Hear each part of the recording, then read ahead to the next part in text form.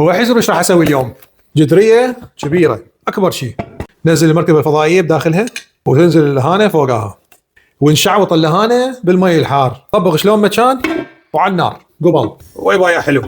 8 حبايه صغيره مغسول، لحم غنم مثروم، كومه بصل اخضر، وثوميه سويتها البارحه، بطل الشاشه لشبنت، وروبه معتقه، والثنائي المرح فلفل وملح، وخبط لبط يا حلو.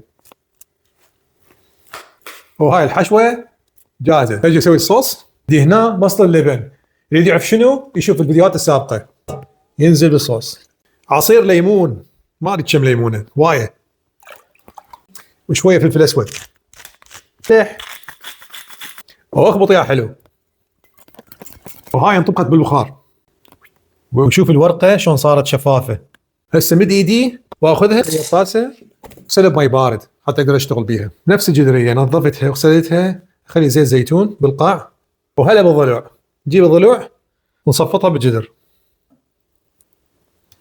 وهذا اساس الجدر. ورا ما بردت عندنا نجي نطلع الاوراق واحده واحده. وهاي الطراوه اللي اريدها، خلي الورقه هيجي نصمنا نشيل الجذع نستخدمه، ونقطعها 4 قطع. خلي الحشوه بيها، سد الحوافي ونلفها على روحها. استريحي بالجدر يا حلوه. وهاي اخر وحده، اوراق صغيره خليها هيك عليها، وننزل الثقاله عليه وعلى نار متوسطه حتى ياخذ لجعه لمده نص ساعه. روح يا حلو. ورا ما قام يتشكشك هيك ونشف المي تقريبا، نجي ننزل الصوص. وهسه اغطيها ونص النار ونخليها على ساعتين لما ما تستوي. وهذا جدرنا جاهز. طبق خلي عليه خبزايتين، صينيه، واسحب ونقول بسم الله الرحمن الرحيم.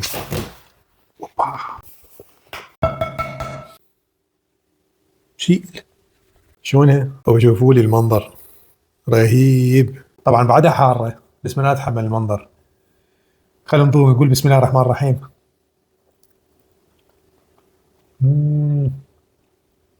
شنو من نكهه رهيبه، حموضه وشبنت والدنيا عالقه.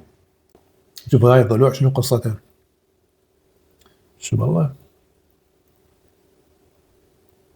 زين قدرت اشيلها. هلا غادي ابوتك، خذها قول بسم الله. ذوبان طعم خيالي، ما كان خالي.